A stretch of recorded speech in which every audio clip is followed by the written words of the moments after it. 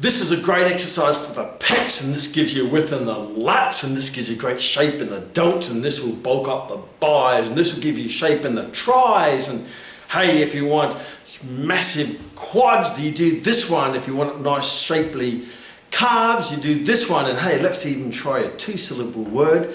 Hey, this will give you nice length in the hammies. Yes, and unfortunately, that is around about the depth that unfortunately most personal trainers know when it comes to applied anatomy. They tend to use single-syllable words rather than the full anatomical term. They'll use pecs rather than pectoralis major. They'll use bis versus biceps brachii, whether it be long head or short head. They will use your lats rather than latissimus dorsi, and unfortunately that's just the jargon, the jingle in the fitness industry that sometimes can land you in an awkward situation. But if you're going to call yourself an exercise professional, wouldn't it be a given, wouldn't the general public assume that you actually have a deeper understanding and knowledge of functional applied anatomy? Now, when I say functional applied anatomy, that doesn't mean following anatomy, which means you follow everyone else. Everyone else says this, so you say that, and you become an expert in other people's opinions. Because there's a lot of fashion trainers out there, trendy trainers, where they follow the fashion, they follow the trends. But what I'm going to ask you today is don't follow the fashion, don't follow the trends, don't follow the big guy with big biceps or the slim girl with a tiny waist. Don't follow them, follow the anatomy.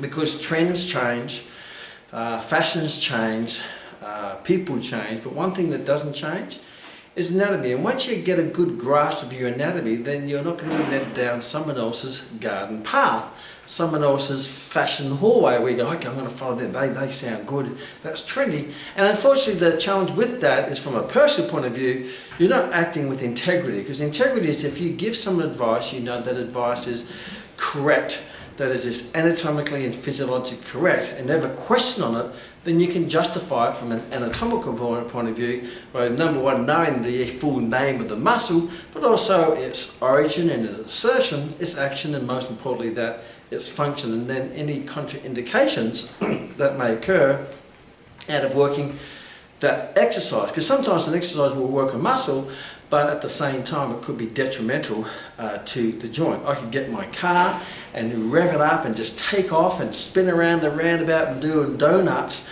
and that's working the tyres, but it's probably overall not good for the car to drive it that way. And it looks like that's really functional, that's impressive, but it could be impressively damaging for the car, as a lot of these new functional, crazy, real way out extreme type exercise programs that you see these days, yes, they work the muscle, because muscles have to work to do those movements, but it can be actually contradicting to the integrity and the safety of the joint that could lead down the path of injury. When someone's injured, they can't work any muscles anyway. So what I'm going to suggest is that you know your anatomy. Now, don't expect you to know it from a deep level such as an orthopedic surgeon or a sports physician or a sports physiotherapist or a chiropractor, but you should at least know all the superficial muscles and the important deeper muscles that might be injured by working those superficial muscles in the wrong movement plan or the wrong action.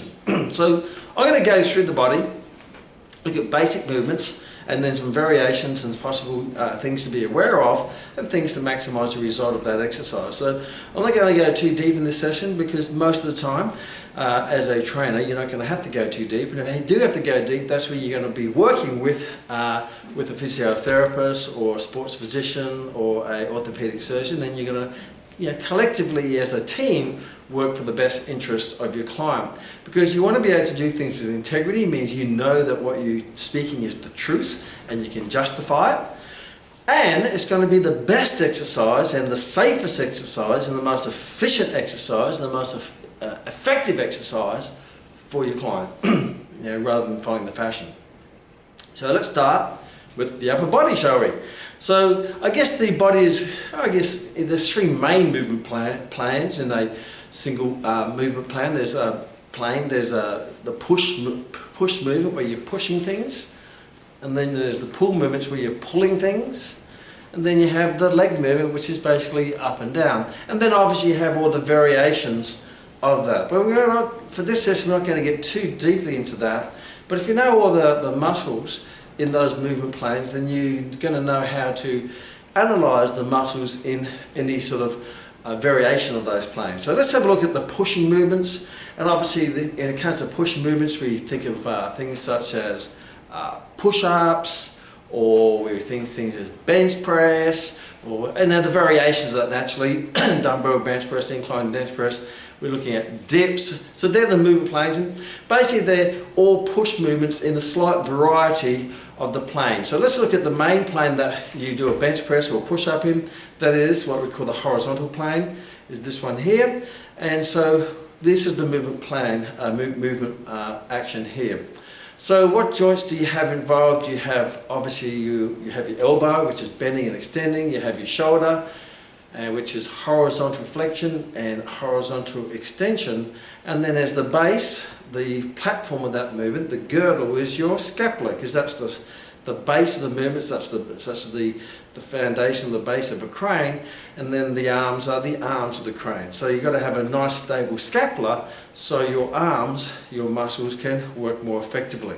So let's go to reverse. Let's go from the base up. I always like to look from the base up. So the scapula. So when you do a bench press, you want good stability in the scapula. So you want minimum movement, because like in a crane, you don't want the crane base to be moving around as it's lifting a heavy load. So generally speaking, depending on the exercise, we put our scapula in a adducted or retracted position where we pull it together, shoulders back, and then we depress it down.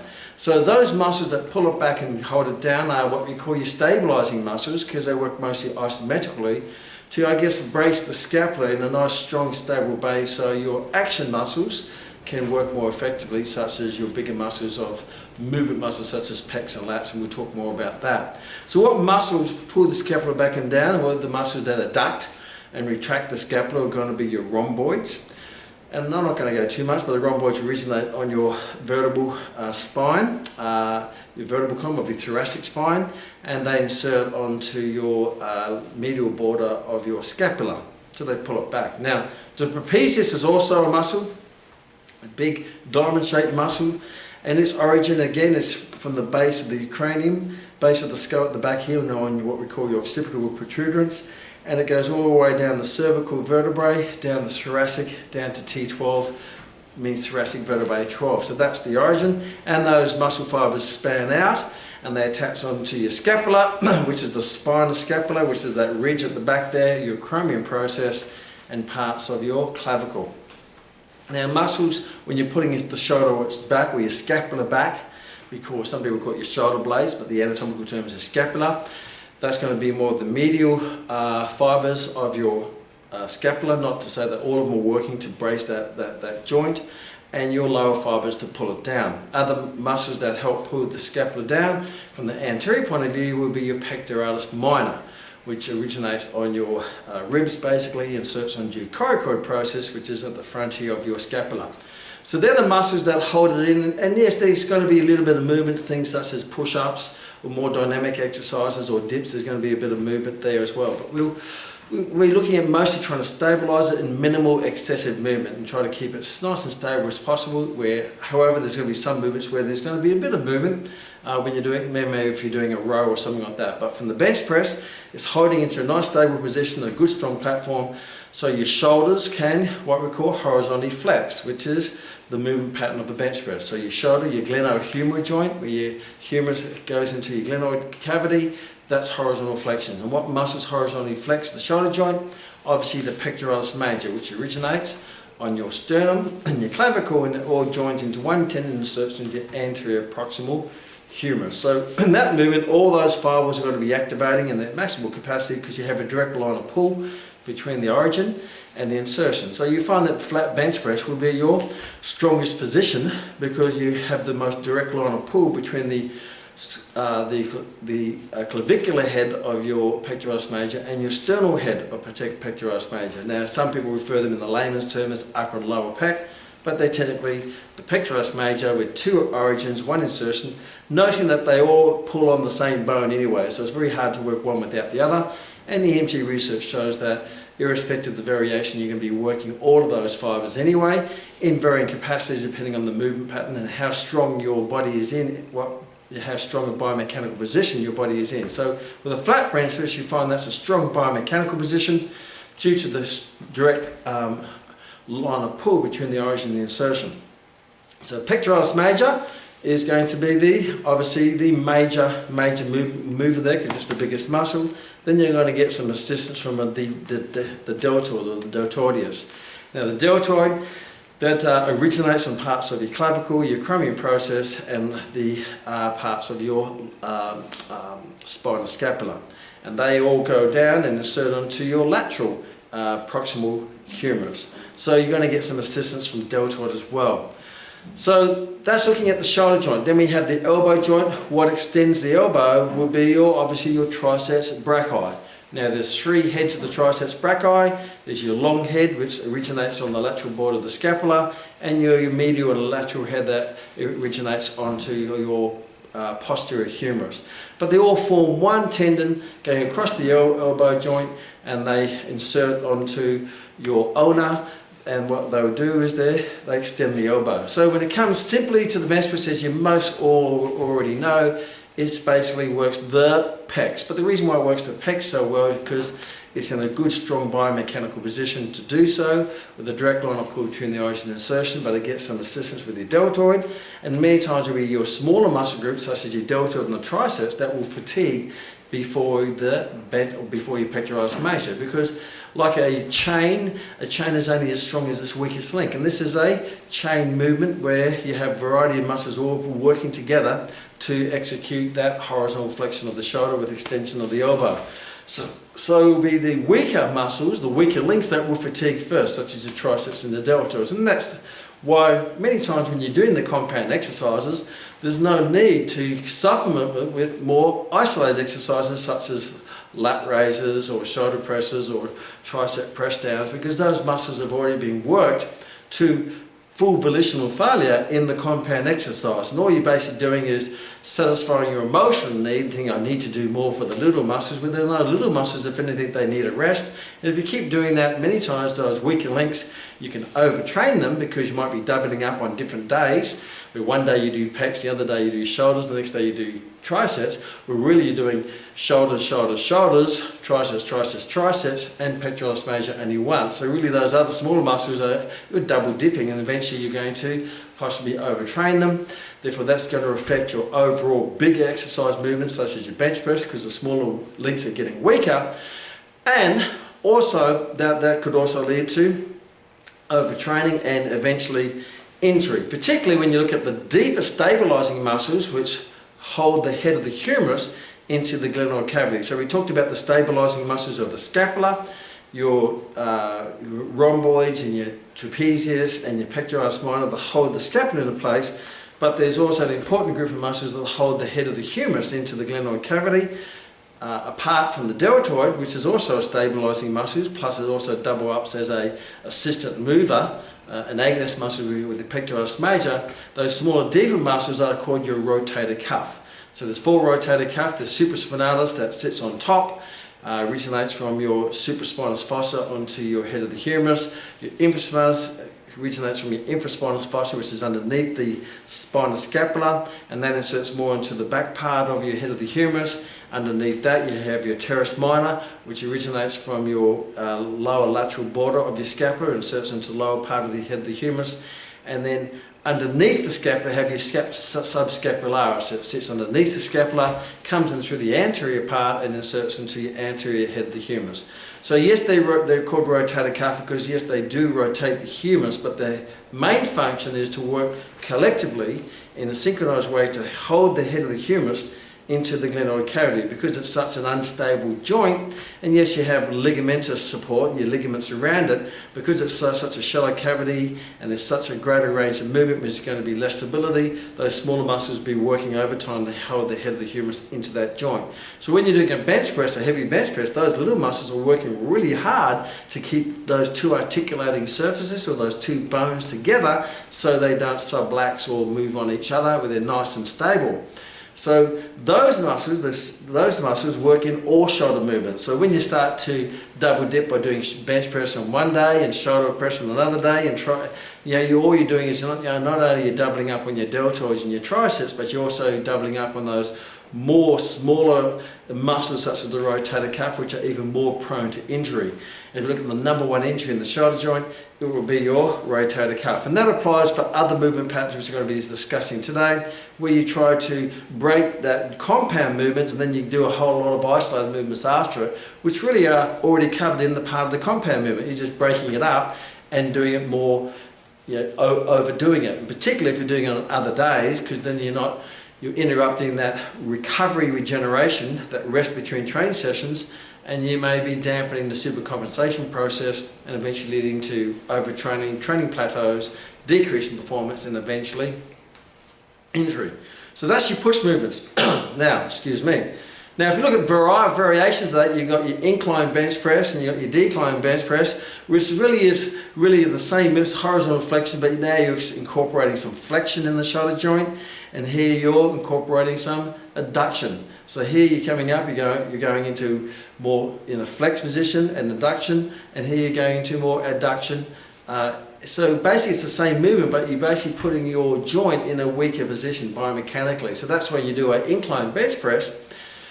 You can't lift as heavy, and if you do a decline bench press, many times you can't lift it as heavy, and sometimes you can, probably because the bar doesn't go as great a range of movement because it's hitting your lower chest. So there's a lesser range of movement, which means you can lift a little bit heavier. So for overall general purposes, there's no need to do them, because all you're doing is if you lift a weight which is a lighter weight in a poor biomechanically and a weaker biomechanical position, if the load is being compromised, the loads get compromised, therefore the motor unit recruitment in the pectoralis majors will be coming down, and the muscle tension and the muscle activation will be coming down. And we know that from EMG research now, is that when you go to incline or decline, you don't get any difference in activating the sternal or clavicular head or upper and lower head. Well, all you're basically doing is it's still around about the same proportion, but the overall muscle activation comes down. You may do it for some specific sporting reasons or a reason, but that's under special circumstances. But there's no need, don't think that's going to be the magic bullet to give you great upper pecs or lower pecs or more definition in the pecs, whatever it might be. It's just putting the body in a weaker biomechanical position. The other option is when you actually start to bring the hands in closer to a close grip bench press. And I guess what you're doing there, as I come in, my shoulders is adducting. So now my shoulders are adducting, my shoulder no longer is horizontally flexing, it's more flexing. So it's rather than coming out here, there's more flexing through the shoulder joint. Now, pectoralis major is also responsible for shoulder flexion as well. But remember, when you bring your arms in, your pectoralis major shortens, therefore goes into a more shortened state. Now, if you look at the elastic properties of muscle, or the length tension curve as like an elastic band, if the elastic band is shortened, it has less capacity to exert force, less capacity to pull on the two ends. So you're putting your pectoralis major in a weaker position because it's shortened, therefore it can't get full activation of all the cross bridges in the filament through the line of the fibre of the muscle. So coming in closer puts you in a weaker position. You're still working your pectoralis major, but it's just in a weak position, and you're not getting a direct line of pull, particularly from the sternal head of your pectoralis major. Therefore, in a week, that's why you can't lift this heavier weight. And because there's less weight or less muscle pecs there than your deltoid, you feel a bit more on the deltoid, because the deltoid is biomechanically better in a better position when you're flexing the deltoid. Because over here, deltoid is horizontally flexing. So if I go my arm into a normal bench press, my deltoid goes in a shortened position because it's already in that abductor position. So you're working your deltoid in a shortened position.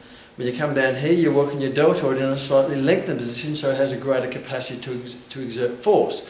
Where the opposite with pectoralis major, down here you're working your pectoralis major in a shortened position, which has less capacity to exert force and poor biomechanical line of pull.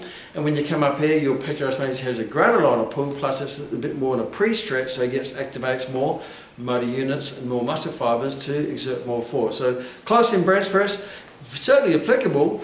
And I do a lot of that because I am a judo competitor, so a lot of the pushing and pulling in judo is my arms are in here, not out here. So You may do those variations for sport-specific reasons, but also for injury or rehabilitation reasons. So a lot of time in rehab, if you're working, you want to keep working the pecs and the deltoids, and you have a compromised joint, whether it be you're suffering from supraspinatus tendonitis in the shoulder joint, or long head of bicep tendonitis, whatever it might be, then you may start exercising with your arms in close, because when your arms come into an adductor position, the supraspinatus tendon of your rotator cuff goes away from shoulder impingement, which is one of the #1 injuries in the shoulder joint.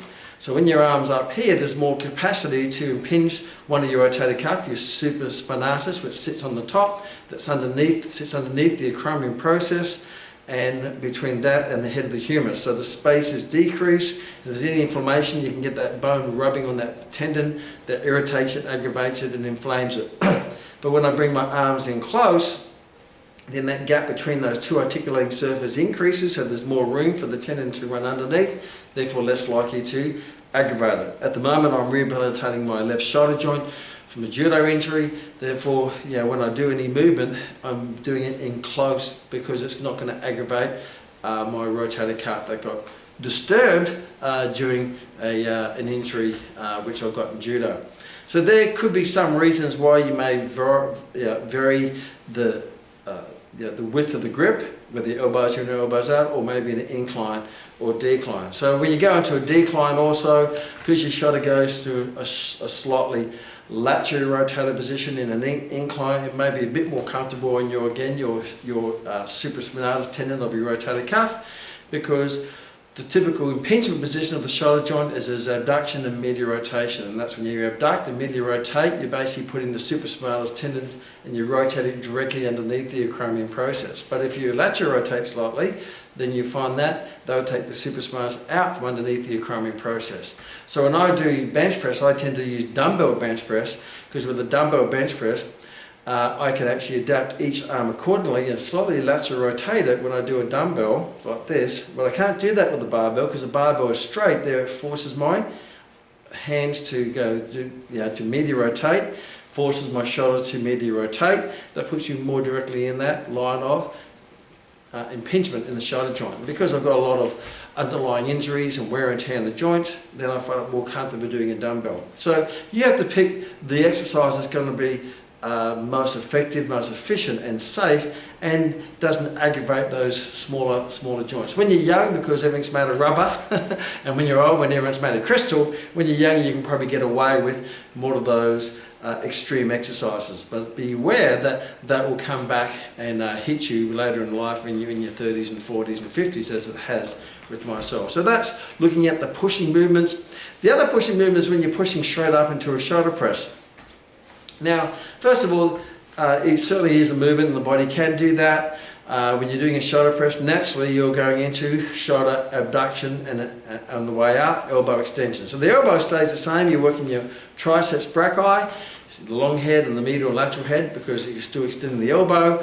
But because you're no longer in that line of pull of the pectoralis major, you're more going straight up. It's going to be pretty much all deltoid. That doesn't mean that the deltoid works more than in the bench press, because in the bench press you're still working deltoid but in a different plane of movement, but the deltoid is still fatiguing to volitional failure, because the deltoid will tend to fatigue before your pectoralis major. So doing a shoulder press is questionable whether you need to do that, because you've already done your deltoid plenty with your bench press, and probably with your your seated rows and your chin-ups, your deltoid is getting plenty work. Now to go and work the deltoid in its own individual plane can actually compromise the overtraining process, diminishing returns, plateaus, and eventually injury. But the other challenge is when you take a weight above your head. Remember the shoulder joint, you remember the architecture of the shoulder joint, the glenohumeral joint. It's a very shallow joint, it's very unstable. So the joint's not really designed to lift heavy weights above the head.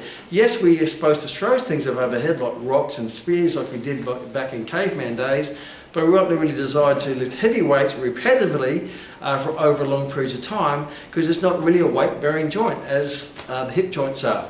So just be aware, if you start to overdo this, and I'd even question why you need to do it at all, because the only thing at home you probably need to lift above your head is your pillow back into the cupboard, or maybe a box once every now and again, but it's not like you need strength in that plane of movement all the time, unless it's for some specific sporting reason, and that might be justifiable. But remember, when you do that, there's going to be Added risks doing sporting movements, because most sporting movements are repetitive, high force, and you're going to have your sport-specific injuries related to those sport-specific movement patterns, and you just have to accept that playing whatever sport that you're playing.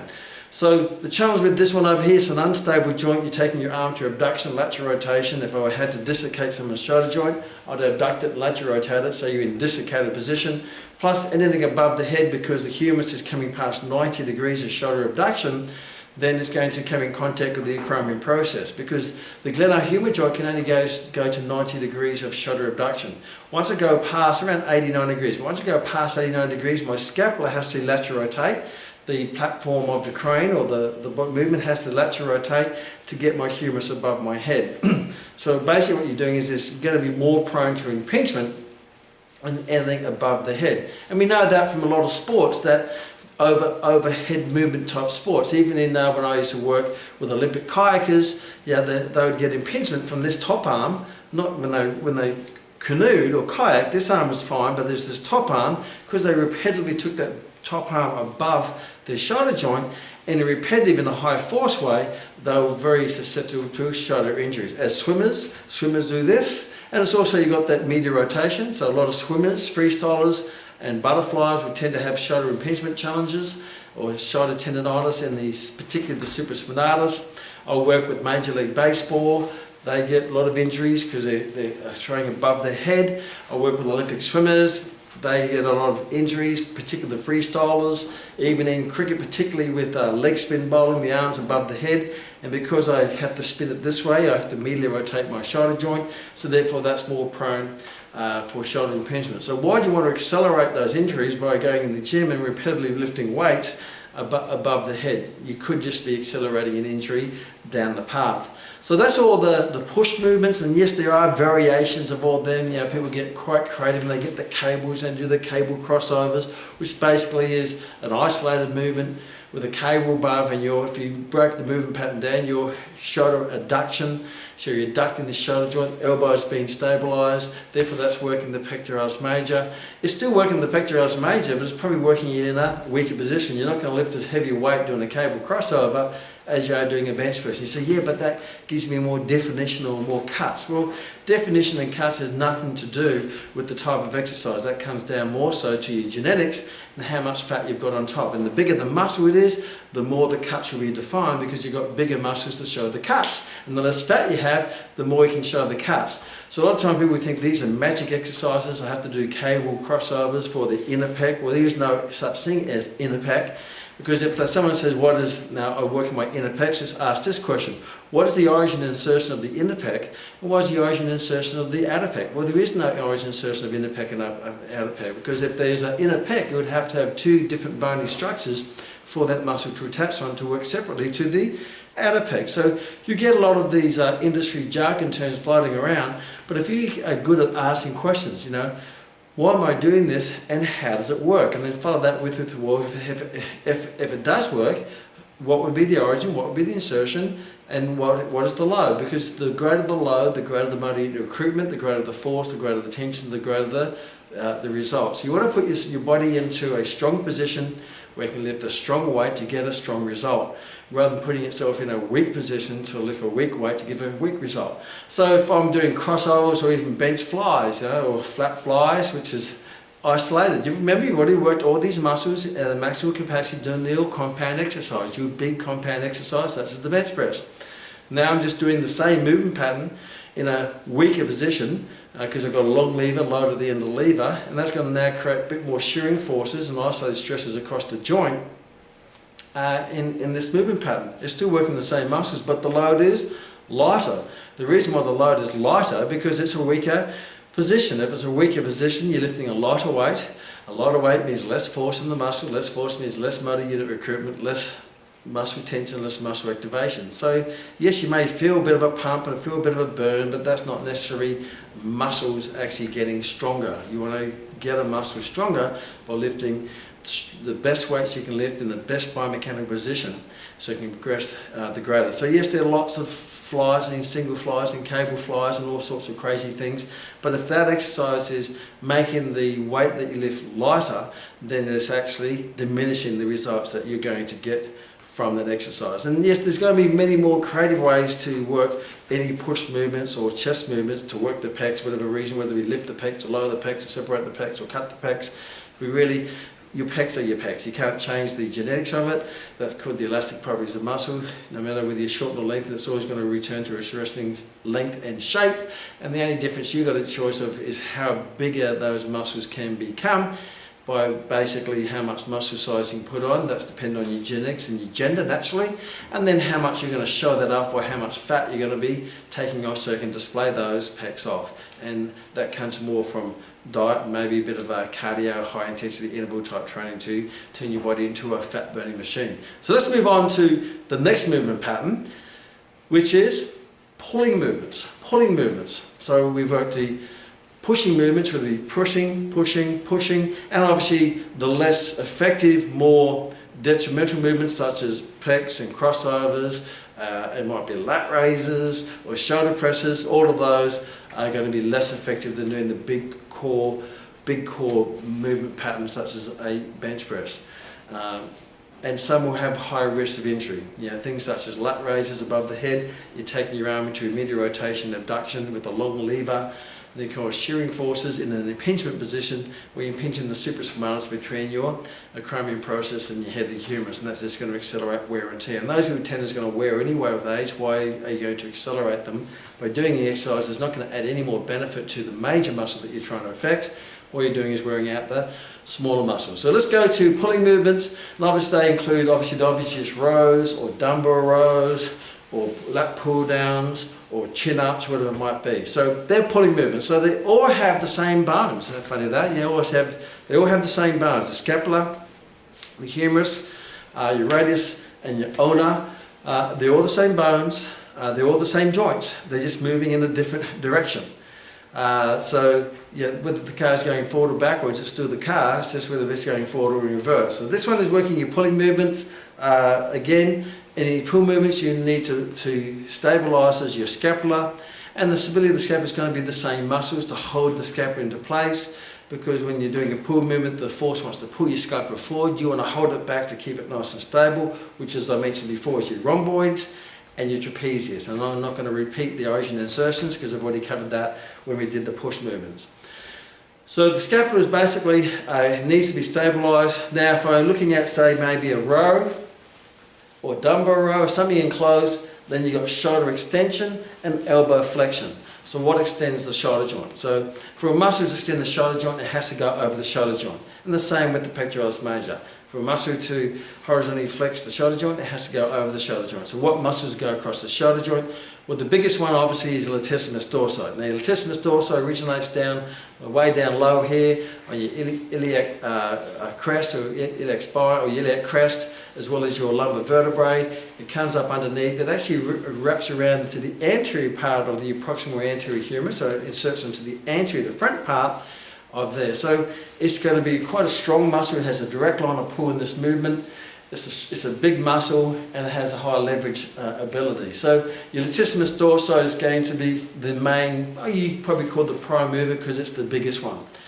Now it's going to be assisted, and some people will use traps or rhomboids an assistant mover. Well, it's not, because traps and rhomboids don't go across the shoulder joint.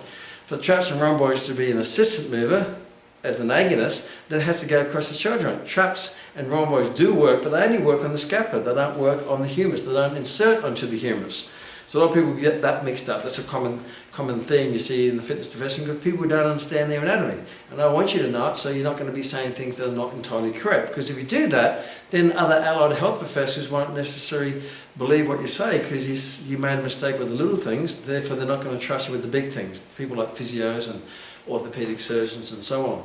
So what are the other muscles that assist other muscles that go across? Now you have your teres major. Teres major originates on your lateral border of the scapula and inserts also onto the humerus. So teres major is going to be an assistant. So you have teres minor, which is a rotator cuff. That also originates in the lateral border of the scapula, but that inserts onto the head of the humerus. So it's not going to have a big effect on the movement of the long bone, because it's on the humerus. It's going to be more of an effect on the rotation of that bone. So we talked about the rotator cuff, but they're mostly involved for stability of the head of the humerus into the glenoid cavity. So you have your latissimus dorsi, teres major, which some people call latissimus dorsi's little brother. I don't know where that came from, but that floats around. Other muscles, obviously you have your deltoids, because your deltoids also originates on your spinoscapuloacromial process clavicle, and obviously what people call maybe your posterior deltoids, but remember posterior, anterior, middle, they all insert onto the same insertion point, so it's very hard to separate them if they're all pulling on the same point of the bone. So deltoid is going to be an assistant mover, and also one people forget is your tricep. Now tricep is going to be an assistant mover because tricep, like bicep, is a biarticulate joint.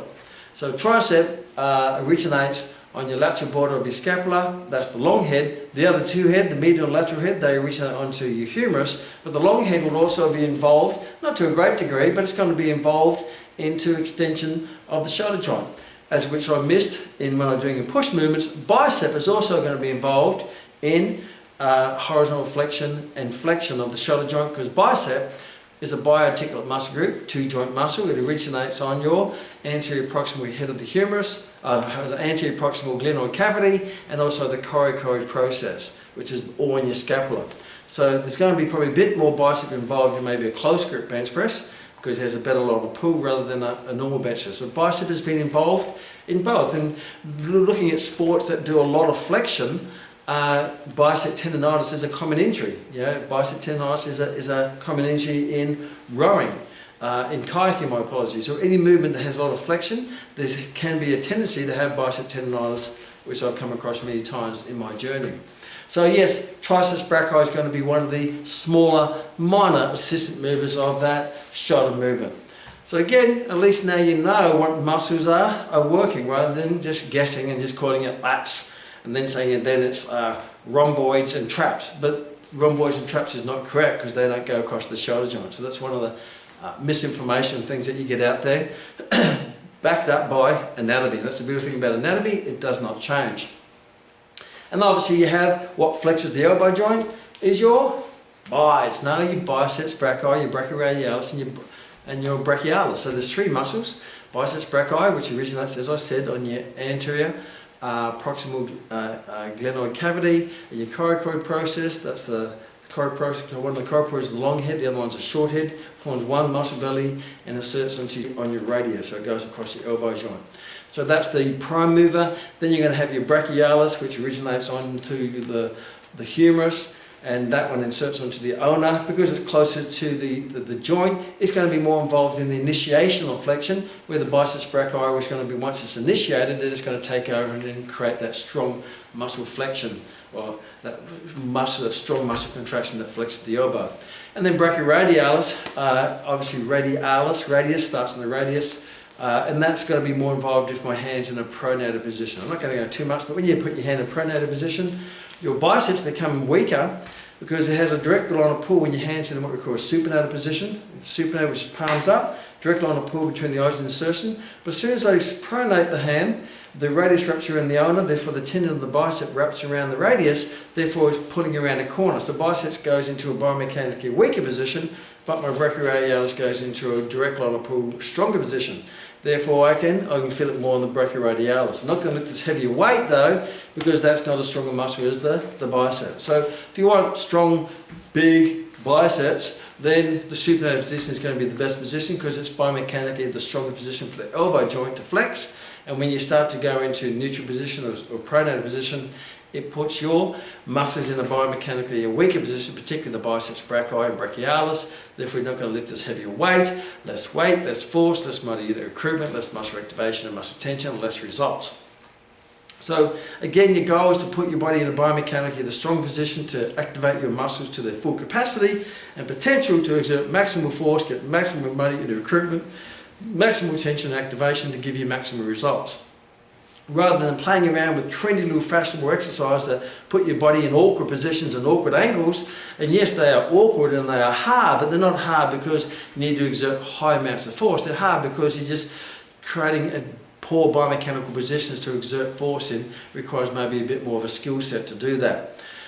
So the other variations obviously is a pull down, put a lat pull down from above, pronated position, shoulders in nice and tight, is pretty much the same thing as a row position, but you're getting a greater stretch in your latissimus dorsi. Only changes to be aware of is when your arm, as I said before, goes above your head, then it's more likely for shoulder impingement because your humerus is going above 90 degrees and more likely to come in contact with the acromion process. You're more likely to get more scapular elevation, so your lower fibers of rhomboid need to work a bit harder. Maybe your pec minor need to work harder to keep the scapula down because the force is going up.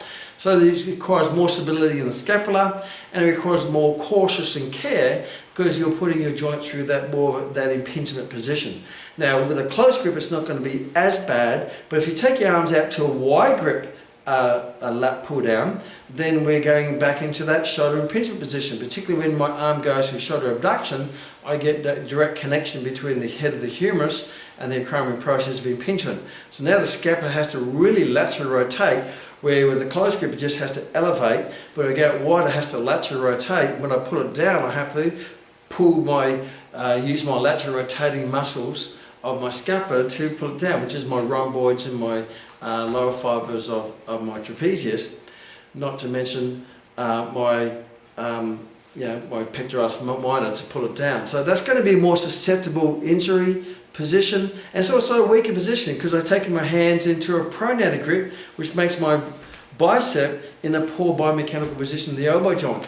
And considering that when I do a pull down, it's more likely to be the smaller muscle groups of my biceps and my arms that will fatigue before my lats. So I'm putting my weaker muscles into a weaker position by bringing a pronated grip into a more susceptible injury position out here, so it's less safe and less effective. So yes, people think if I go wide grip, I get wide lats. Well, that's not true, because how can you get wide lats? Because the insertion point of the latissimus dorsi is constant onto the humerus. You can't detach the insertion point, the tendon, and make it wider.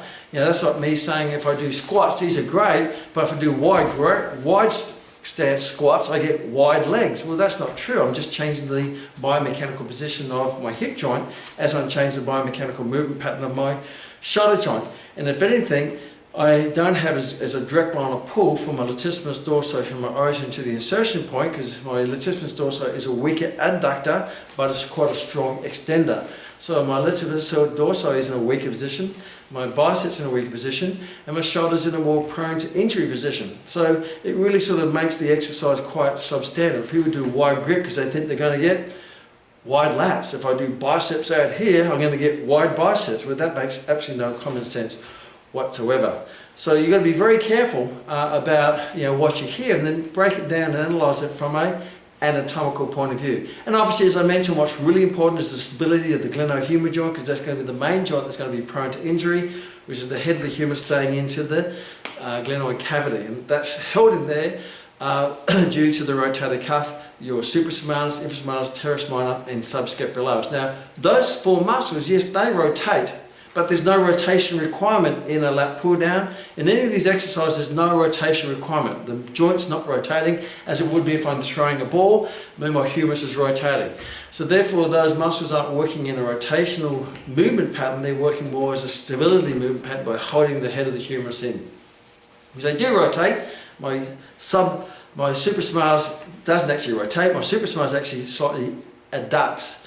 Abducts means it lifts it out, so for the first maybe 10-20 degree of movement it's an abductor, but mostly a stabilizer. Remember, my infraspinalis is a lateral rotator, means it rotates the humerus back.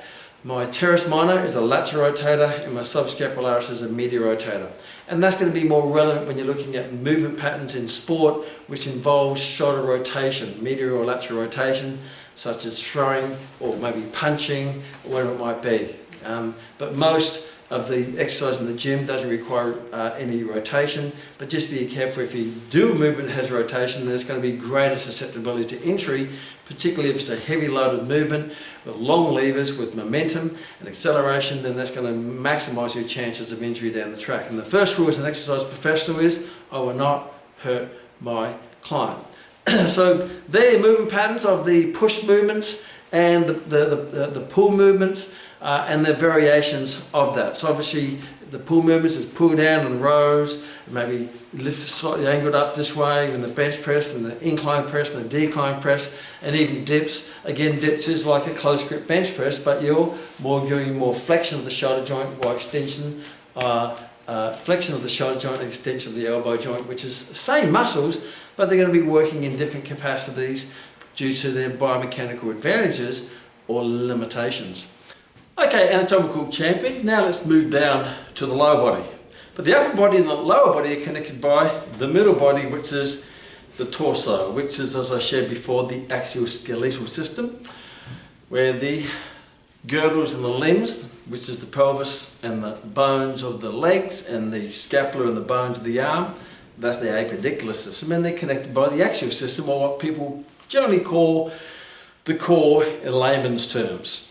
So let's have a look at this part, because you have to be able to stabilise the torso when you're doing upper body movements, whether it be a weight training exercises or a sporting exercise, or a weight training exercise for the lower body, or an athletic performance movement such as a jump or something like that. So you need to be able to stabilise this torso, or people call core, and it's important to know what muscles are involved and how they work to stabilise and what they're actually stabilising.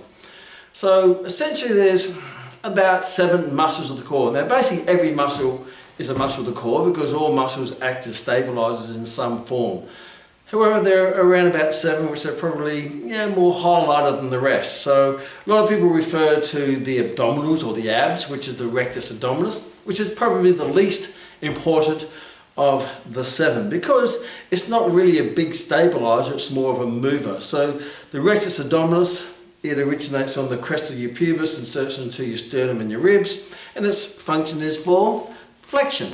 And it's a long, slim muscle, so it doesn't have a lot of control over the pelvis, because ultimately when you're doing the lower body, you need to stabilise the pelvis so you can work the limbs of the leg. So the pelvis is the platform or the base of the crane, where the limbs are the arms of the crane when you're doing a squat or a deadlift or a lunge or whatever it might be.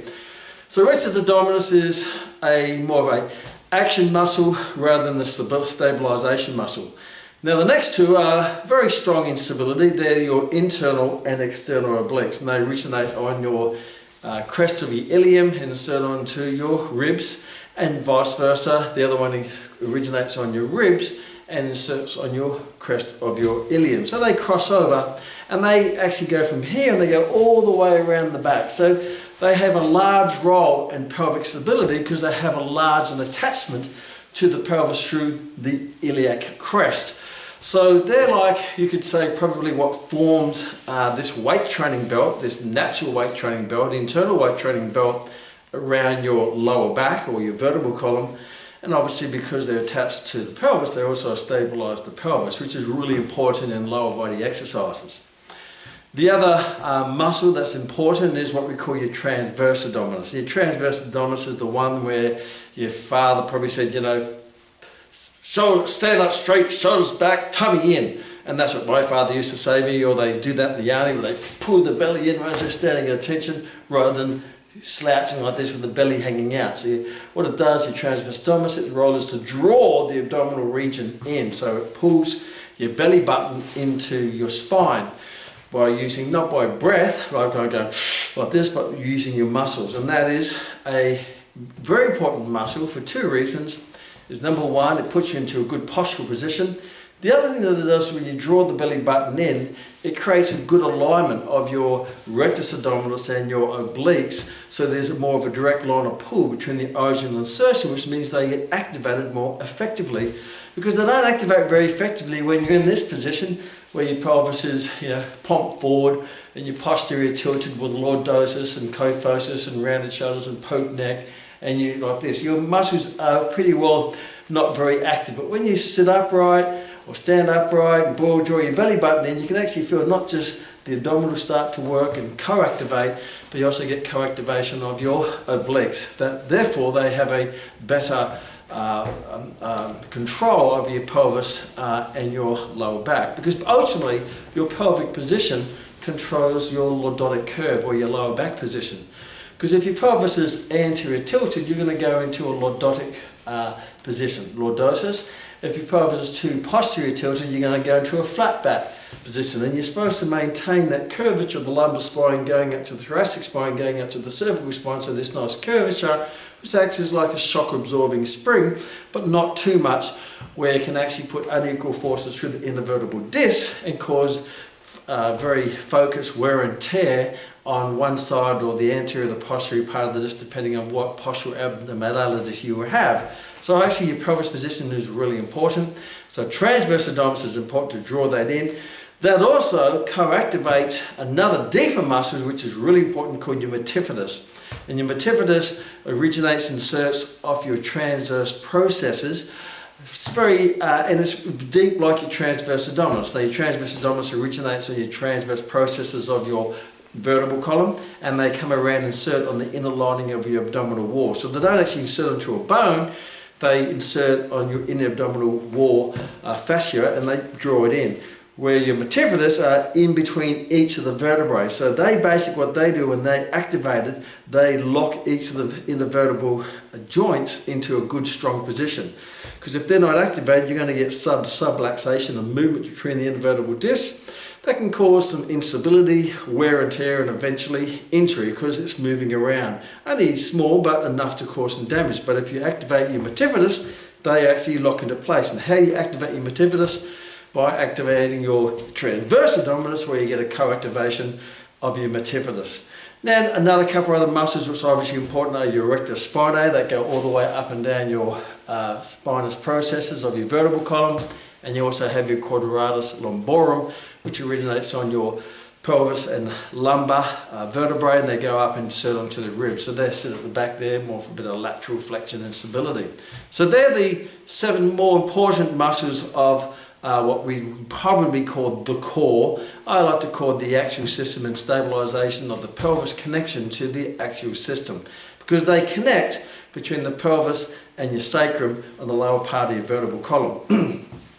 So when you're doing any exercise, whether it be bench press or chin-ups or squats or lunges, these are all, if you do it properly with good technique and proper activation and positioning and alignment, you're going to get lots of muscle activation through what we call the core. And not only are you going to get lots of muscle activation, you're going to get muscle activation relative to the function of the movement, and also relative to the force being generated. So basically, as you get stronger doing a deadlift, or stronger doing a squat, as you get stronger, these major muscles, the mover muscles of the lower leg get stronger, so does your core muscles, they get stronger relative to the leg, because you can't use these big powerful leg muscles if you have got weak core muscles. So the best way to work the core is actually doing squats and lunges and deadlifts with great form and great technique, and then progressing the load, and then everything will grow together in a synchronized manner and get stronger together in a very functional manner. But what's interesting is a lot of people want to go and do extra exercises for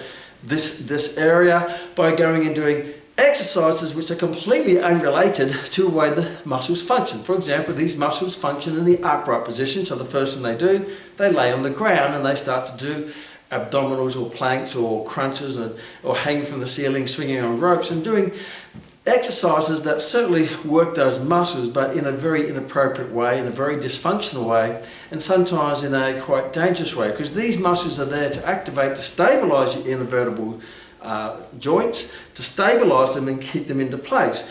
But if you go and do a crunch, for example, you're going up and down, you're not stabilizing, you're actually moving them. You're doing this to the inner vertebral joint, that's causing wear and tear on the inner vertebral disc, where you get anterior compression of the anterior anterior compression of the anterior aspect of the inner vertebral disc. That causes a focus wear and tear. That pushes the disc towards the back. It may push the nucleus pulposus through the endless fibrosis, which is a part of the disc, and it may cause herniated disc, prolapsed disc, a bulging disc, a slip disc, because you're actually flexing rather than stabilizing, and that can be appropriate to lots of different exercises. They get in the wrong body position, in the wrong functional position, then they start to do a movement where the loads go across the joint rather than through the joint. Like planks, the gravity goes across the joint, the crunch goes across the joint. A lot of these core exercises, the stress is going across the joint, but in a functional movement, in a squat and a lunge and jump, the force goes through the joint. So not only is this the wrong position, the wrong joint action, but you also get the wrong alignment of forces going through the joint that can compromise the joint. So that is and we're not going to go too much. I have a whole session completely dedicated to going through the ins and outs of core exercises or the muscles that stabilises the torso while you do other movement patterns. So let's go down to the legs and start doing leg exercises. So the obvious ones are things such as squats or lunges or deadlifts or squats up there, and the only real difference between them is where you're placing the load, whether the bar's up here or you've got dumbbells here, or you're doing on one leg, or you've got the weight down here. It depends just basically, but the movement pattern is pretty much the same. So what you've got in the squat, you've got hip extension, you've got knee extension, and you've got ankle plantar flexion. So the ankle is plantar flexion because your shin is going away from your foot, and that's called plantar flexion. Normally, in the anatomical terms, we use the foot going away from the shin, which is plantar flexion, but it's still plantar flexion if you move the other joint and keep the foot still and move the shin away. So that's plantar flexion. So the base of that is your pelvis. So obviously you want to be able to stabilize the pelvis, as when we're doing the upper body, we need to stabilize the scapula. So you want to keep the pelvis in a slightly anterior tilted position to maintain that lordotic curve. You don't want a flat back. It's supposed to be slightly curved, and you hold that pelvis in position by using all those muscles which I just talked about in the core. The only addition might be is when you're doing a lunge, because you're on one leg and your hip wants to go lateral, you probably get a bit more activation of your glute medius, which is a lateral stabilizer of your pelvis. And that's why when you do lunges, you feel a bit of a burn deep in the glute. That's your glute medius. So obviously they're the muscles that are going to be involved in stabilization of the pelvis, which is, we talked about, your rectus abdominis, internal or external oblique, transverse abdominis, multifidus, erector spinae, and quadratus lumborum, and maybe some lateral stability with your of the pelvis for your gluteus medius, which originates on the on your iliac on your ilium, on the surface of the ilium, and inserts on your lesser trochanter. It's basically is a abductor of the hip, but in this position, it's a stabilizer of the hip. So let's have a look at the muscles that are involved in hip flexion. The muscles involved in hip flexion are obviously your gluteus maximus. Now, gluteus maximus is the biggest, most powerful muscle in the body because it's a real powerful action muscle, the one that we go hunting, we're chasing the elk or running away from the bear. You know, they're big, strong, powerful muscles for running and sprinting for fight or flight. Therefore, they're very, very strong. Now, the glute maximus also, not only is a hip extender, it's also a medial rotator. So if you activate the glute maximus, your femur will immediately rotate, and it does that to keep your knees in alignment with your toes, and that helps keep your patella through to track through the intercondylar groove of your femur. So what you don't get is your knees buckling in, your knees stay out.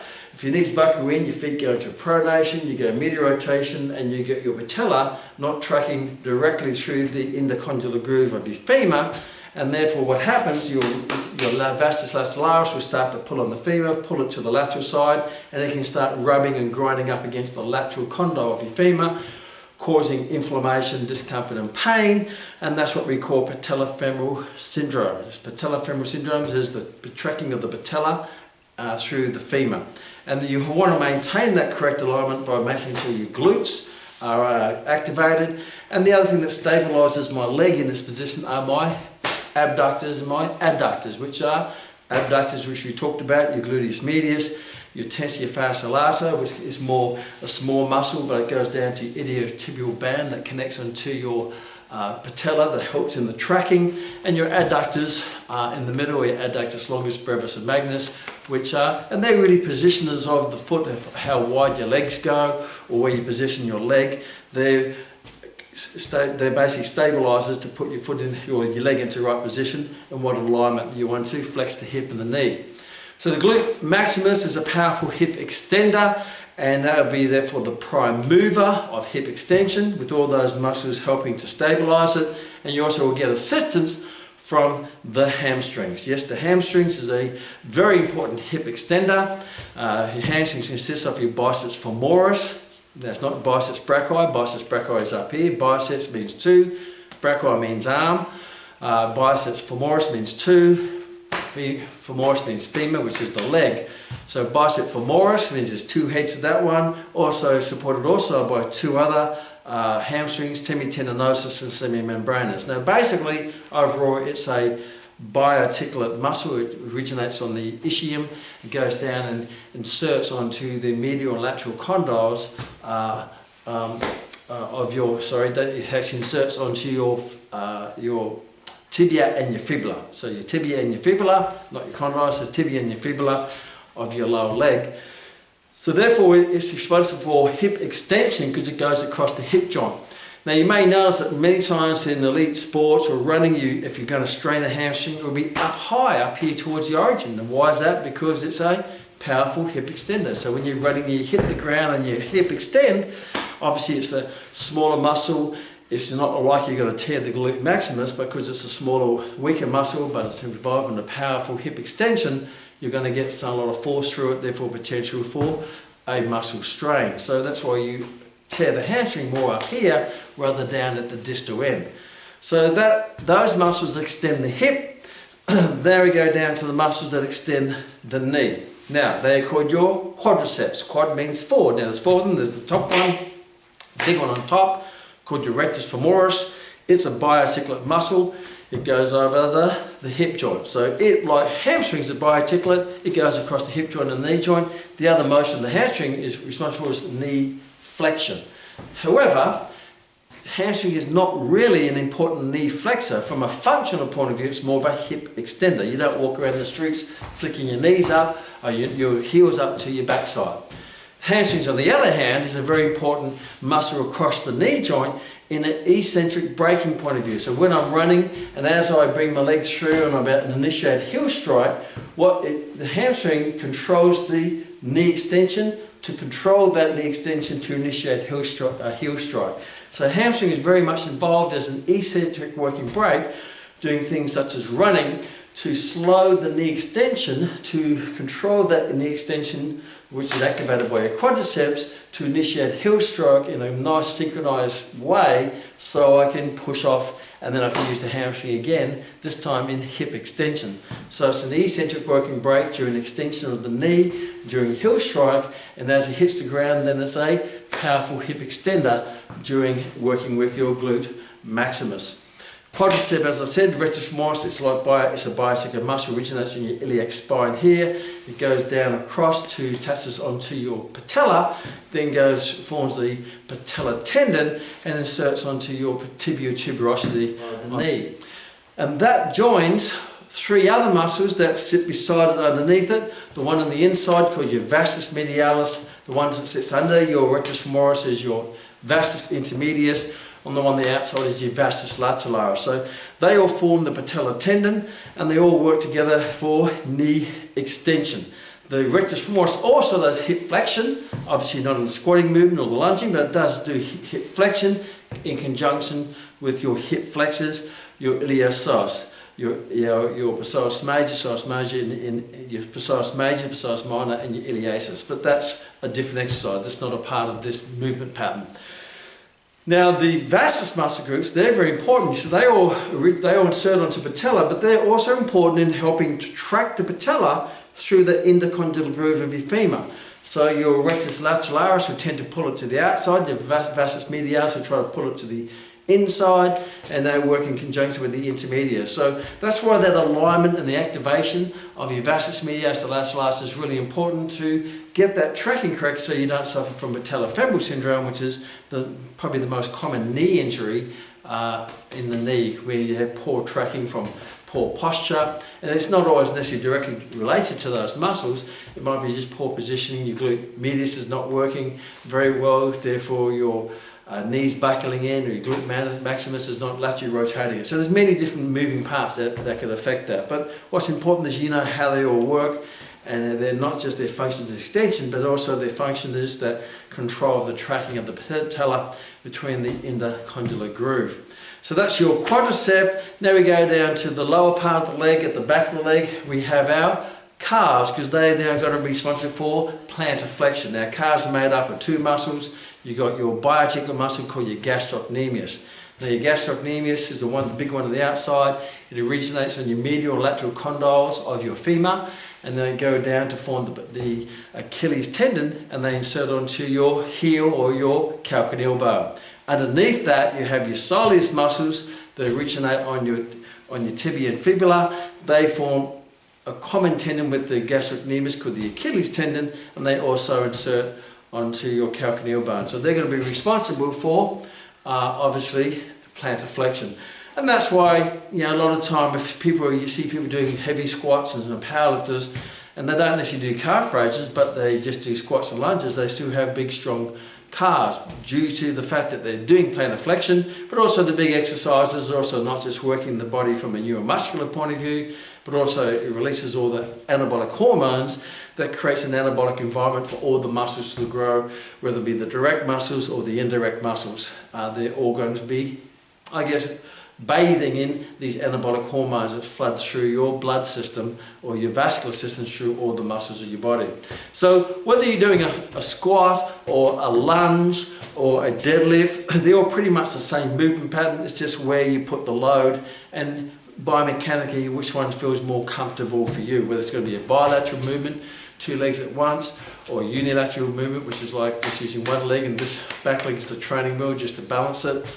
Some people like to supplement it with other isolated exercises such as leg extension and leg curls, but again you're going into a very dysfunctional position with a leg extension where you're sitting on a machine with the hip flex, knee flex, ankle plant, dorsiflex, your back's flat, you've got this kyphotic rounded shoulder poke neck position, and you're lifting a load at the distal end of your tibia. So it's not really related whatsoever to a squatting movement. It's an isolated movement, whether it be doing isolated movements such as bicep curls or lat raises or tricep press downs or leg extensions or leg curls, or isolated movements. What you're doing is you're putting a load at the end of the lever and it goes across the joint. So the load going across the joint, which causes shearing forces across the joint that can be detrimental to the joint and places a lot of isolated stress on the tendons going across that joint.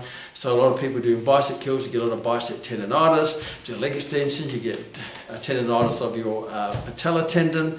And plus in knee extension, because there's the patella there and the load is going across the tibia, and the line of pull of the quadriceps is going in the same direction, that has a tendency to pull the patella back onto the intercondylar groove or onto the femoral head on the femur, and that causes an increase in what we call patellofemoral compression forces. So it pulls the patella back on that intercondylar groove and grinds it between the two articulating surfaces. So that can actually add to patellofemoral syndrome or increase those patellofemoral compression forces that can accelerate the aggravation of an injury there.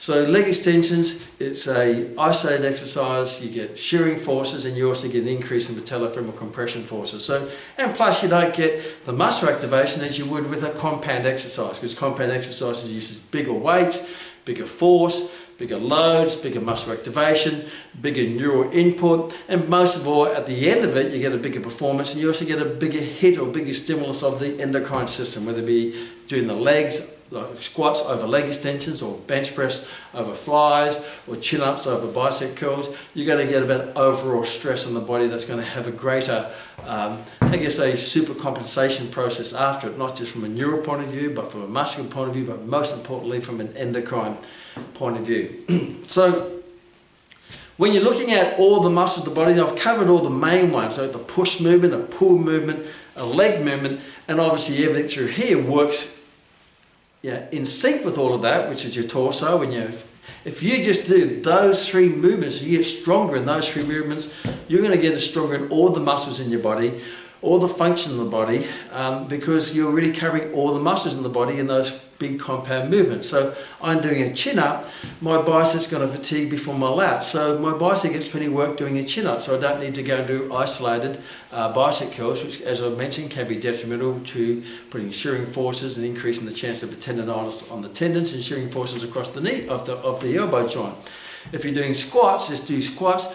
Don't necessarily supplement it with leg extensions, because that could be adding a problem to the result that you're getting from the squats, and you don't get as much muscle activation anyway from doing isolated movement patterns as you do from big compound exercises. So what's important is when you're an exercise professional, I've just covered the main muscles and the main movement patterns, and I've obviously chatted about some other ones along the way, that if you understand that, then you're not going to get led down the fashion path, the garden path, the trendy path of other trainers who are just trying to keep up with the Joneses, or trying to keep up with the fashion trendsetters, or the influencers or whatever it might be. So don't follow the fashion. People don't follow the trend. Follow the anatomy. And you can only follow the anatomy if you know your anatomy. Your anatomy is you know the movement patterns, whether it be flexion, extension, abduction, or whatever it might be, or medial rotation, lateral rotation. Then you know the muscles that are responsible for those movement patterns because you know the origin, you know the insertion, and you know the movement. And then the third one, and the next one on top of that, you also know the function because not all muscles function the same. For example, I mentioned rectus abdominis is more of an action muscle, where something like obliques is more of a stability, isolated, isometric working, stabilizing muscle.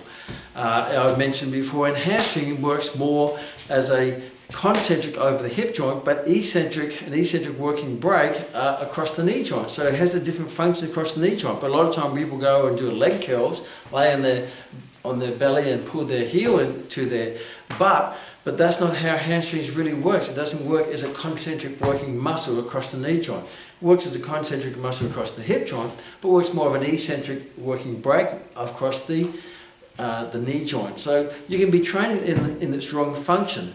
We talked about the upper body, for example. You have the rotator cuff. They rotate, and they certainly rotate the humerus, but their main role is to stabilize the head of the humerus into the glenoid cavity. For example, the subscapularis, which is a medial rotator, it's only a small medial rotator, where your big ones are your pectoralis major and your latissimus dorsi. They're very powerful medial rotators. Therefore, your subscapularis is really going along for the ride. It's more involved in trying to stabilize those two articulating surfaces, while your big muscles can activate high amounts of force while having a nice stable base. That's why we're very powerful in arm wrestling this way, but the other way we're not, because our lateral rotators aren't really big action muscles. Because most things in life, in hunter and gather, we hunt, we throw spears, we throw rocks, we wrestle bears, and we tend to pull this way rather than doing this way, this movement. So that's why this way we're quite weak as compared to lateral rotation, weak compared to medial rotation. We're strong in the arm wrestling way, but not the reverse. However, the muscles that do lateral rotate, they're not there to lateral rotate, such as your infraspinatus and your teres minor. They're going to be more eccentric working breaking muscles. Once you've thrown the spear, then what stops my arm from continuing to medially rotate and dislocating out of the shoulder joint? My medial rotators, or my lateral rotators will start to come into play. So my medial rotators, pectoralis major, latissimus dorsi, subscapularis, medially rotate to throw the stone, the baseball, the cricket ball, the spear, whatever it might be. And in the follow through, my infraspinatus and my teres minor, my lateral rotators, they're smaller, they will control that medial rotation to keep the joint in this nice position while in the follow through. So those muscles work more eccentrically rather than concentrically, but a lot of people will train them concentrically when they're really an eccentric working muscle. So that's just a bit of food for thought, to not just think that all muscles are the same and they all function the same. It's not topographical anatomy where it joins there and pulls there. They may work more isometrically, they may work more concentrically, they may work more eccentrically. They may work as more of a prime mover, assistant mover, a stabilizer, or combination of those. So this is just to ignite a bit of thought.